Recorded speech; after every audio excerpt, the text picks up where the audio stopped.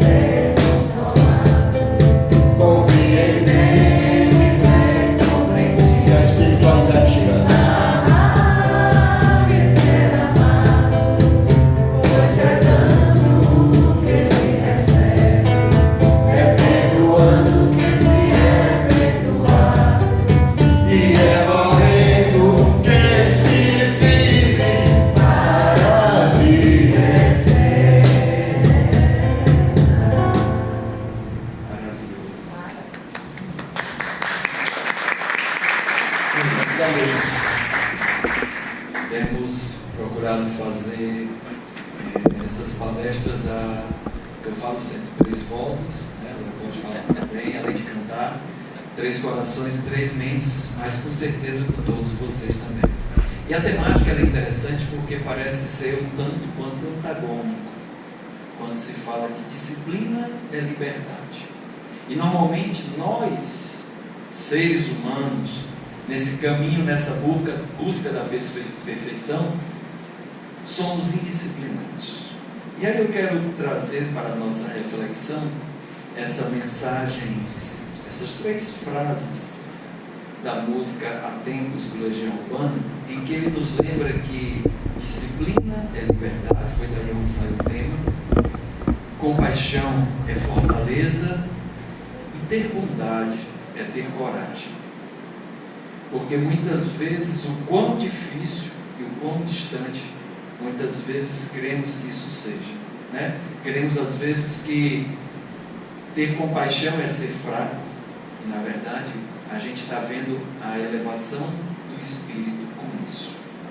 E é em cima disso que a gente vai procurar construir essa temática, procurando desmistificar um pouco disso. Até lembrando o nosso querido Chico, quando começando com Emmanuel, e Emmanuel, ele pergunta a Emmanuel o que é que ele deveria fazer, o que é que ele devia ter.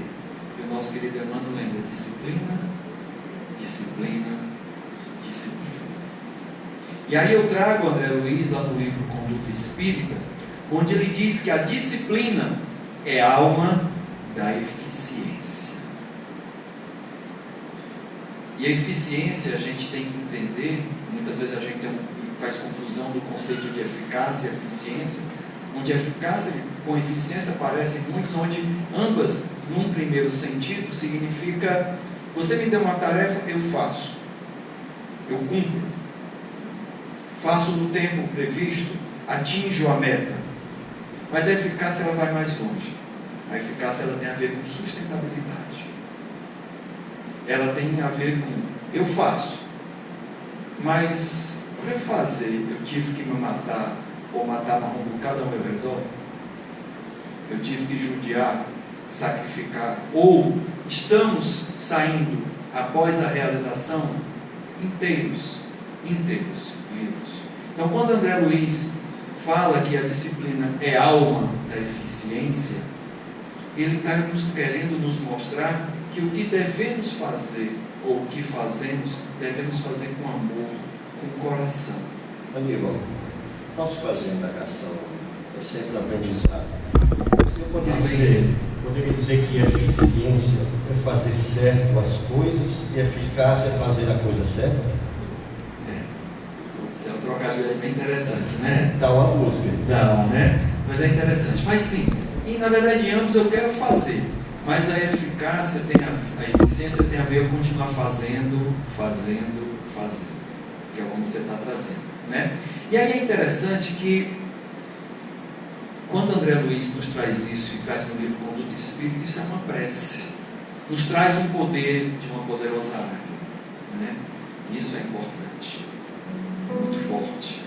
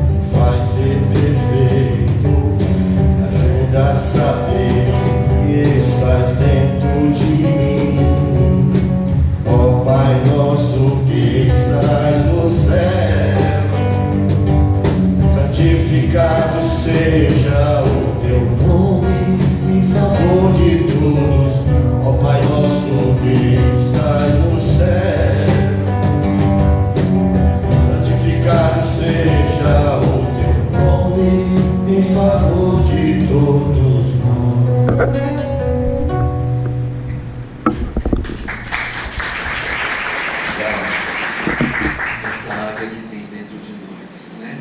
Poderosa. Poderosíssima. Deus está em nós. Precisamos encontrá-lo. E aí, muitas vezes, aí o que eu gostaria de trazer é justamente, fui lá para o nosso querido Google, né? O São Google, virou até santo, né? Para nos lembrar, quando a gente fala em disciplina, o que é que ele nos traz como conceito? O primeiro conceito, ele vem falar assim: obediência às regras, aos superiores e a regulamento. E aí abaixo tem disciplina militar. Provavelmente seja isso que tanto nos causa, às vezes, um receio, uma rejeição, às vezes nos faz referenciar educação que tivemos em casa, às vezes castração, às vezes podando as nossas asas para que pudéssemos lá na frente compreender uma educação e uma necessidade de convívio social.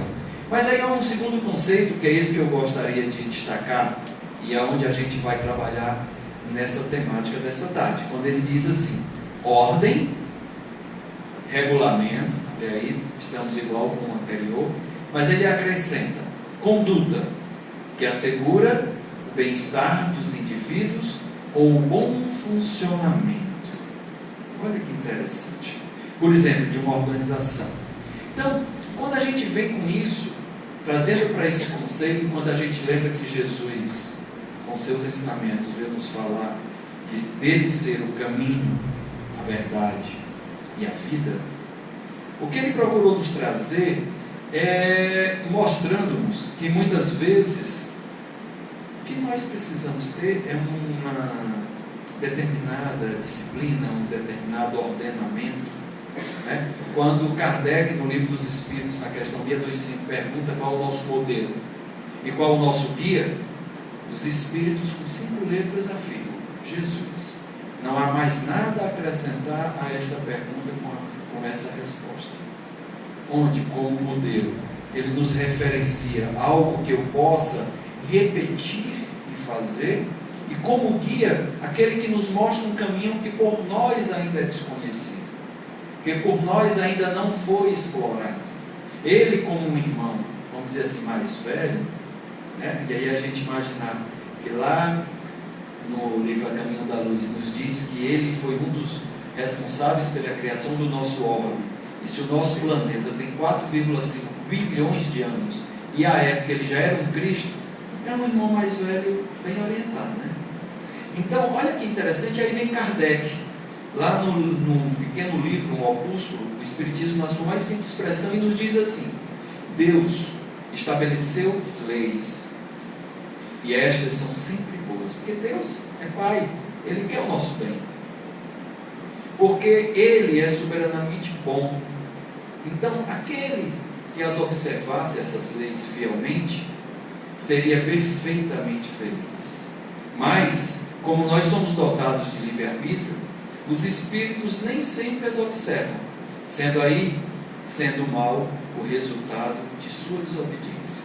Então é interessante, porque aí mostra a nossa indisciplina, e a nossa indisciplina faz com que nós acabamos sofrendo, acabamos colhendo o que plantamos. Continua Kardec falando, e aí eu acho gostoso quando eu vejo essa frase dele no Espiritismo em sua mais simples expressão, quando ele diz assim: o fim essencial, o fim, o objetivo, por que a doutrina existe? É tornar melhores nós. Com tudo isso, todo esse conteúdo que a gente estuda, ele tem que sair do intelecto e fazer parte do nosso ser, e com isso nos tornando melhores. Por isso, muitas vezes a gente fica amargurado, fica angustiado, e quando André Luiz falou da palavra eficiência, quantas vezes, quantos de nós nos matamos, literalmente, para ter uma vida, vamos dizer assim, estável, para que nossos filhos possam ter de tudo, para que tenham um conforto, e lá na frente, Quando eu falo em eficiência, eu matei a minha galinha dos ovos de ouro. Eu estou doente? Ou o casamento foi rompido porque, em busca dessa conquista financeira, material, eu mal convivi com as pessoas que eu mais amava? E normalmente assim, o que é mais importante para você? Família e saúde. E às vezes é onde eu estou pior. E muitas vezes nossos filhos se perdem pelos caminhos da vida. Então a gente precisa ter um equilíbrio, ter uma maturidade para poder tocar em frente, né? Poder tocar em frente a nossa vida, o nosso jeito de ser, ter equilíbrio. Isso é eficiência.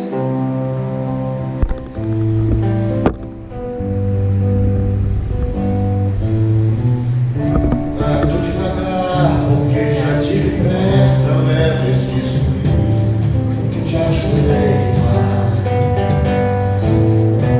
Hoje me sinto mais forte, mais feliz, quem sabe só leva a certeza de que muito pouco eu sei, eu nada sei. Conhecer as manhãs e as manhãs, o sabor das massas e das maçãs. É preciso amor para poder pulsar, é preciso paz para poder sorrir, é preciso chuva para florir. Todo mundo ama um dia, todo mundo chora e a gente, quando vai embora, cada um de nós compõe a sua história e cada ser carrega o dom de ser capaz e ser feliz. Conhecer as manhãs e as manhãs, sabor das massas e das maçãs. É preciso amor para poder pulsar, é preciso paz para poder sorrir, é preciso chuva para florir. Como um velho boiadeiro, levando a boiada, eu vou tocando os dias, pela longa estrada eu vou. Cada um de nós compõe a sua história, cada ser é o nome de ser capaz.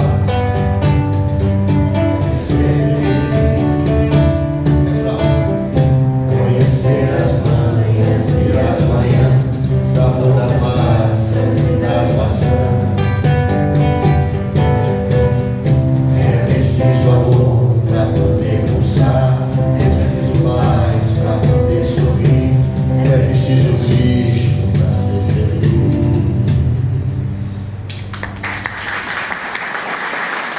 E aí muitas vezes a gente precisa mudar o rumo da vida, precisa aprender a curtir, porque a gente vai só levando a vida passando pela gente. E se considerar que nós temos uma longa estrada, que é a vida espiritual, porque o que é uma encarnação? Não é nada diante desse infinito, dessa eternidade que tem pela frente. E aí é interessante quando Kardec nos fala que o fim essencial do Espiritismo é tornar-nos melhores. Ele era um grande observador, né? Kardec observava muito, conviveu com muitas pessoas, teve muitos sabores, mas também teve dissabores, né? E aí uma das vezes, isso está lá no Livro dos Espíritos, lá na conclusão, ele percebeu 3 categorias de espíritas. Ele percebeu que a gente pode estar em qualquer uma delas, ou o ideal, que a gente se identifique. Podemos nesse momento estar no estágio 1 dessa categoria, na primeira classe, mas que com o tempo possamos migrar para a segunda categoria e quem sabe chegar à terceira. Olha que interessante quando ele fala assim. Nessas 3 categorias ele diz assim, na primeira ele coloca, e aí cada um vai se identificando e vai idealizando aonde quer chegar. Uns que se limitam a crer na realidade das materializações, das manifestações, desculpa. Vou iniciar novamente. Uns que se limitam a crer na realidade das manifestações e que procuram, antes de tudo, os fenômenos. O Espiritismo é simplesmente para eles uma série de fatos mais ou menos interessantes. Foi assim que Kardec chegou nas mesas girantes, né? O segundo, ou seja, a segunda categoria, vem outra coisa nele além dos fatos. Compreendem o seu alcance filosófico, admiram a moral que deles decorre, mas não a praticam. Para eles, a caridade cristã é uma bela máxima e nada mais. Pense com uma coisa bonita, mas não consigo botar em prática. E o terceiro, e a terceira e última categoria, ele fala assim: os terceiros, finalmente, não se contentam de admirar a moral, praticam-na e aceitam-lhe as consequências, bem convencidos de que a existência terrestre é uma prova passageira. Esforçam-se por aproveitar estes curtos instantes para marchar na senda do progresso que eles traçam os espíritos, empenhando-se em fazer o bem e em reprimir as suas más inclinações. As suas relações são sempre seguras, porque as suas convicções os afastam de todo pensamento do mal. A caridade é, em toda ocasião, a regra da sua conduta. São esses os verdadeiros espíritas, ou melhor, os espíritas cristãos. Reconhecei, então, pois, o verdadeiro espírita na prática da caridade, por pensamentos, por palavras e obras. Então é interessante essa reflexão que Kardec nos apresenta nessa categorização, algo que ele percebeu no seu convívio com o movimento espírita, né? E muitas vezes é natural. Ele mesmo, claro que ele não estava tão interessado, mas insistiram tanto para que ele conhecesse as mesas girantes, que com isso ele percebeu que havia algo de fascinante, de grande em termos de conhecimento por trás.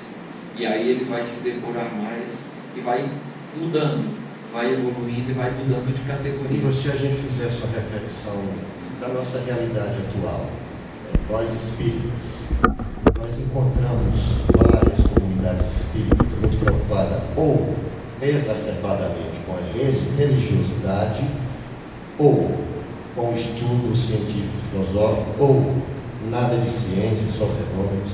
Eu acho que muita coisa ainda precisa ser trabalhada, porque a doutrina ela é trina, ela é completamente, e é intrinsecamente correlacionada em tudo, né? Ciência, filosofia e religião.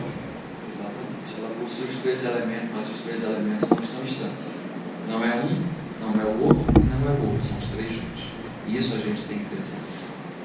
E aí aqui é onde está a grande coisa da doutrina espírita, porque ela nos liberta, ela nos traz, e a ciência hoje, graças a Deus, consegue já comprovar alguns aspectos que a doutrina tem nos mostrado, quando ela junta as três coisas. Você vai fazer mais alguma observação? Não, apenas constatar isso, porque muitas vezes a gente anda muito em casas espíritas, e aqui não é nem um juízo de valor, é apenas uma constatação e uma reflexão. Ou a casa é muito voltada à cura, ou muito voltada à caridade, ou muito voltada ao estudo, e não tem uma coisa assim complementar, assim, que seja o todo, né? É aquele tamborete que você fala. Exatamente. Tamborete de três pernas. Se falta uma ou duas, não dá para equilibrar, fica difícil. Legal. E aí, o nosso querido André Luiz, Psicografia do Chico, no livro Ação e Reação, nos faz uma reflexão bem interessante, falando disso, porque o que a gente está querendo é desconstruir dentro de nós, espíritos ainda endurecidos, que podemos ser, aquela coisa que a disciplina não bate comigo. Eu sou disciplinado por natureza. Inclusive eu conheço pessoas que eu acho interessante, quando a gente conversa, até assim: Aníbal, olha, eu já conversei com o homem lá em cima, e já disse para ele que não tem jeito, eu já deixei para a próxima. Eu já deixei para a próxima reencarnação. Aí eu vou e pergunto a ela: beleza, não tem problema, você tem livre-arbítrio. Agora eu só te faço uma pergunta, e eu acredito que você não saiba responder, e você vai ficar com a pulga atrás da orelha. Quantas vezes você já teve esse papo com ele e disse que essa agora era a última vez? Não ia ter uma próxima. Então, André Luiz nos lembra o seguinte: o Espiritismo é o disciplinador de nossa liberdade para uma vida social dignificante na terra e no campo do espírito, uma vida individual harmoniosa, individual e coletiva harmoniosa. Porque a questão é que quando eu não estou nessa harmonia, estou nesse conflito existencial, o primeiro que sofre sou eu. Depois, quem sofre são aqueles que estão no meu entorno. Não tem, porque eu não sou uma ilha, eu não estou isolado. E reencarnação após reencarnação, eu vou precisando resgatar aspectos que a minha disciplina me deixou aprisionado. Eu não sou livre. E aí eu trago uma coisa para a nossa reflexão que eu acho muito bonito, que está lá no Evangelho segundo o Espiritismo. Claro que ainda, até assim, nós estamos naquele período de transição entre o mundo de provas e expiações para o mundo regenerativo. E aí, justamente isso, lá no capítulo 3, há muitas moradas na casa do meu pai, Kardec fala assim: no mundo de provas e expiações, somos nós, né? O que é que ele fala? É preciso o mal para sentir o bem. Foi o que a gente cantou há pouco, né?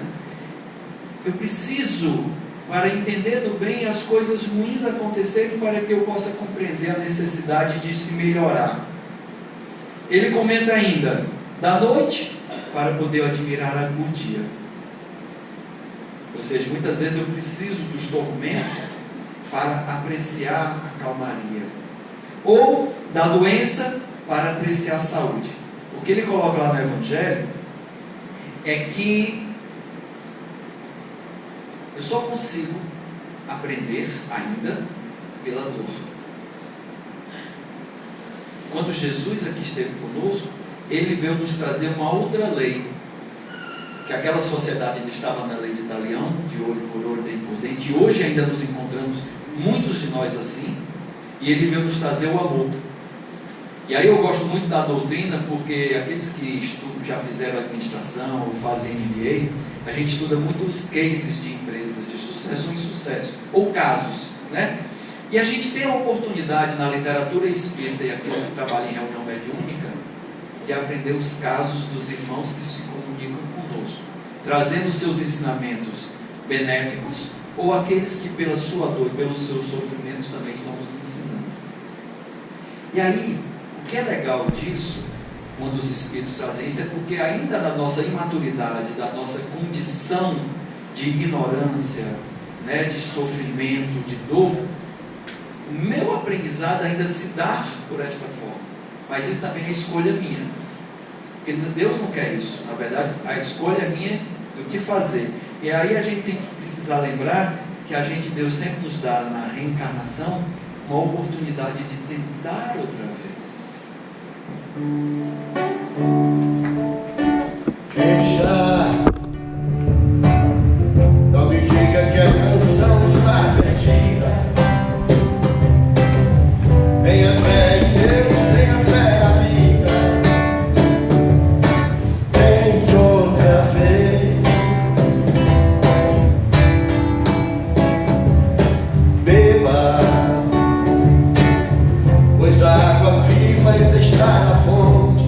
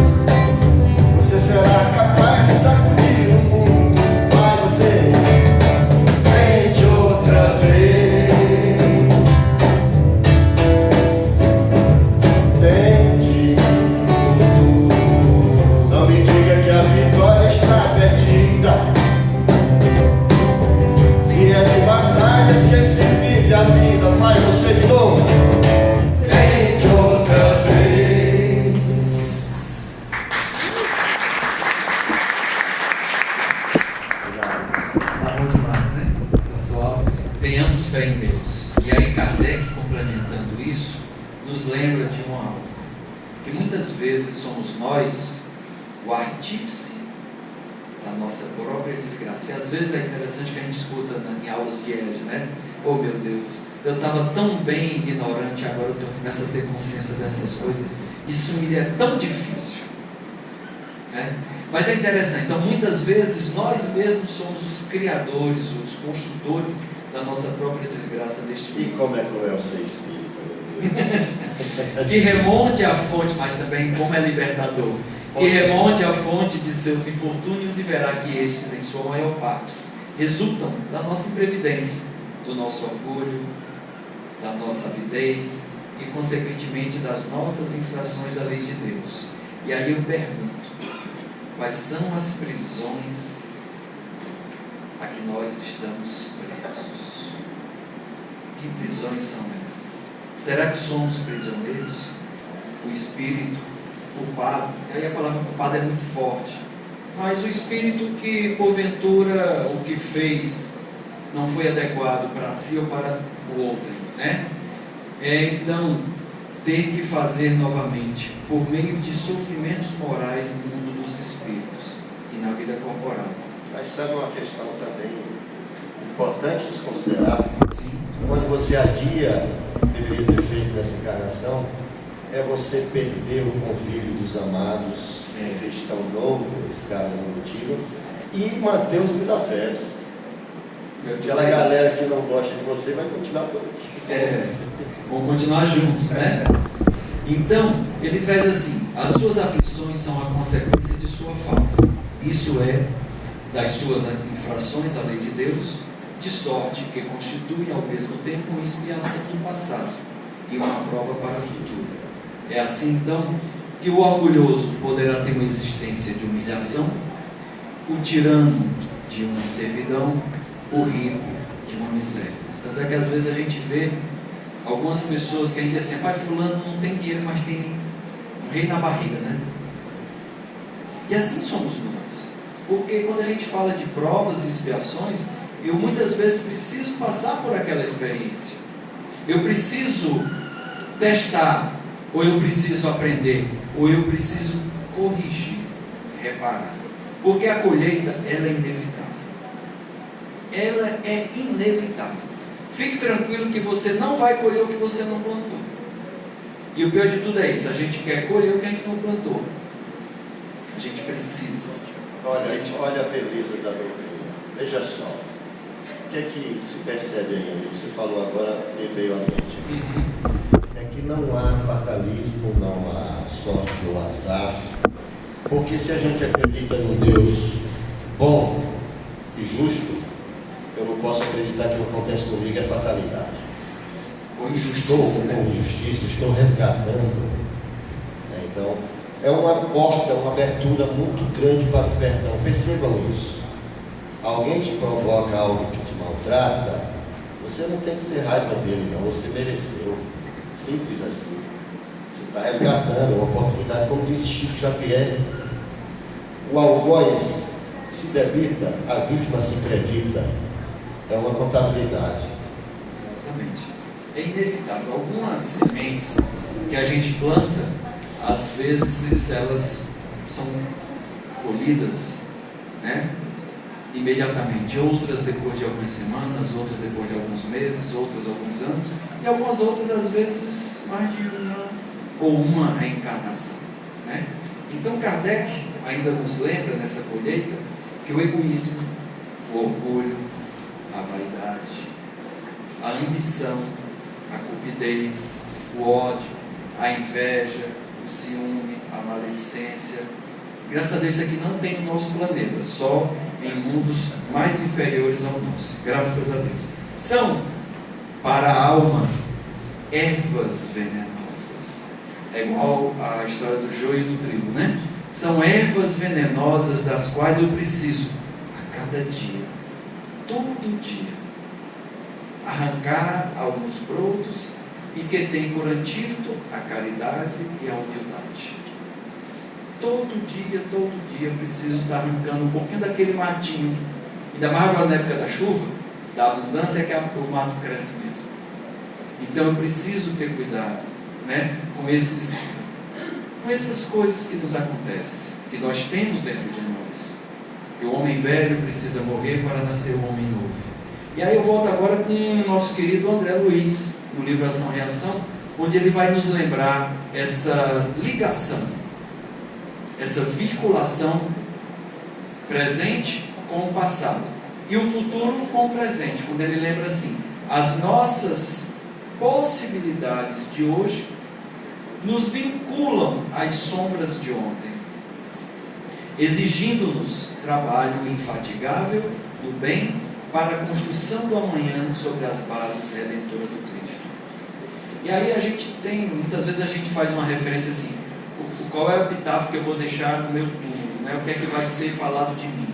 Mas o melhor é que, em vez de eu lembrar disso para a morte, eu deixo em vida, em que as pessoas possam aproveitar na minha caminhada, né,